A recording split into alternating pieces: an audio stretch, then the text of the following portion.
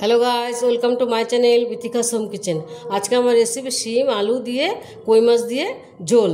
তো চলো আমি তোমাদের দেখাবো কী কী উপকরণ নিয়েছি। এখানে আমি দেখো 5টা কই মাছ নিয়েছি, ধুয়ে পরিষ্কার করে নুন হলুদ মাখিয়ে রেখেছি।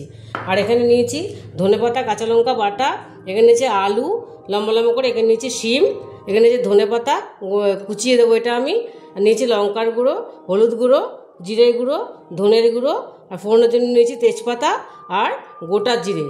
চলো এবার আমি রেসিপিটা শুরু করব। দেখো এখানে আরও গ্যাসে কড়াই বসিয়ে দিচ্ছি, কড়াইটা আমার গরম হয়ে গেছে। এর মধ্যে আমি সর্ষের তেল দিয়ে দেবো। দেখো সর্ষের তেলটা আমি দিয়ে দিলাম মাছ ভাজার জন্য পরিমাণ মতন। দেখো তেলটা আমার গরম হয়ে গেছে, এবার মাছগুলো আমি ছেড়ে দেবো। দেখো মাছগুলো আমি ছেড়ে দিলাম, মাছগুলো আমি এবার ভেজে নেব। মাছগুলো ভালো করে ভেজে নেব। মাছটা আমি এবার ঢেকে দেবো। দেখো মাছগুলো আমি ভালো করে ভেজে নিয়েছি। দেখো আর কড়াইয়ের মধ্যে আমি একটু তেল দিয়ে দিচ্ছি, মাছ ভাজার কড়াইয়ের মধ্যে একটু তেল দিয়ে দিয়েছি। দেখো প্রথমে আমি আলুগুলো ভেজে নেব।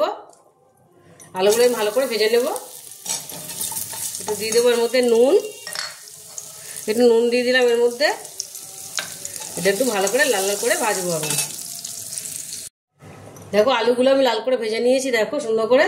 এবার আমি ফোড়নটা দিয়ে দেবো, গোটা জিরেটা, গোটা তেজপাতা, গোটা জিরেটা ফোড়ন দিয়ে দিলাম। এবার আমি সব মশলাগুলো এক জায়গায় আমি একটা বাটিতে একটা গোলা বানিয়ে নিয়েছি। জিরে গুঁড়ো, ধনে গুঁড়ো, লঙ্কার গুঁড়ো আর হলুদ গুঁড়ো, এটা আমি এবার এর মধ্যে দিয়ে দেবো। এটা দিয়ে দিলাম ধনেপাতা বাটাটা, ধনেপাতা কাঁচা লঙ্কা বাটাটা দিয়ে দেবো। এবার নুন পরিমাণ মতো নুন দেবো আমি, নুন দিয়ে দিলাম। দিয়ে দেবো দুটো কাঁচা লঙ্কা, আর দিয়ে দেবো আমি শিমগুলো আমি আলাদা ভাজি, তাহলে গলে যাবে। শিমগুলো এর মধ্যে দিয়ে দেবো, এর মধ্যে শিমগুলো হালকা ভাজা ভাজা হয়ে যাবে। মশলাটা এবার আমি কষিয়ে নেব ভালো করে। দেখো আমি তোমাদের ডালের বড়িটা দেখাতে ভুলে গেছিলাম। এই যে আমি ডালের বড়িটা ভালো করে ভেজে নিয়েছি, দেখো লাল লাল করে ভেজে নিয়েছি। তাহলে লাল লাল করে না ভাজলে বড়িটা ভেঙে যাবে, যেন কড়া করে আমি বড়িটা ভেজে নিয়েছি। তোমাদের দেখাতে আমি ভুলে গেছিলাম। এবার দেখো আমার এই কষানোটা হয়ে গেছে। দেখো আমার আলুও সেদ্ধ হয়ে গেছে, শিমও সেদ্ধ হয়ে গেছে। এর মধ্যে এবার আমি পরিমাণ মতন জল দিয়ে দেবো। মতন জল দিয়ে বড়িটাও সাথে সাথে দিয়ে দেবো, তাহলে বড়িটা ভালো সেদ্ধ হবে, নাহলে বড়িটা ভালো সেদ্ধ হবে না। এর মধ্যে আমি আরেকটু জল দিয়ে দেবো, দিয়ে আমি এটা ঢেকে ফুটতে দেবো। দেখো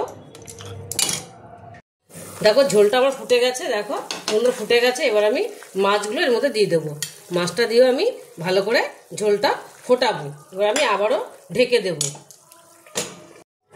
দেখো মাছটা আমার মোটামুটি হয়েছে। আমি আরেক পিঠ উল্টে দিয়েছিলাম, উল্টে আমি আবারও ঢেকে দিয়েছিলাম। দেখো আমার বড়িগুলো মোটামুটি সেদ্ধ হয়ে গেছে। দেখো আমি বেশি ফোটাবো না, তাহলে বেশি বড়িগুলো গলে যাবে। দেখো মাছটা আমার হয়ে গেছে। আমার কালারটা এরকম এসেছে, যেহেতু আমি ধনেপাতা বাটা দিয়েছি। ধনেপাতা বাটা দিলে কালারটা এরকম হলে কিন্তু খেতে ভীষণই ভালো লাগে। ধনেপাতা বাটাটা দিলে তোমরা একবার দিয়ে করে দেখবে, যে ধনেপাতাটা ভীষণ টেস্ট আসে। দেখো আমার এটা হয়ে গেছে মোটামুটি। এবার এটা আমি গ্যাসটা ঢেকে দেবো, কড়াইটা ঢেকে দিয়ে গ্যাসটা আমি এবার বন্ধ করে দেবো। আর দিয়ে দেবো একটুখানি ধনেপাতা কুচি, বেশি দেবো না, যেহেতু আমি ধনেপাতা বাটা দিয়েছিলাম। এই জন্য ধনেপাতা কুচিটা আমি বেশি দেবো না। এবার আমি বন্ধ করে দেবো এটা। দেখো বড়ি আলু আর শিম দিয়ে আমার কই মাছের ঝোলটা রেডি হয়ে গেছে। দেখো তোমরা অবশ্যই এটা বাড়িতে ট্রাই করবে, দেখে ভীষণই ভালো হয় খেতে। আর এই রেসিপিটা তোমাদের ভালো লেগে থাকে তাহলে আমাকে লাইক, শেয়ার আর সাবস্ক্রাইব করতে ভুলবে না। টাটা।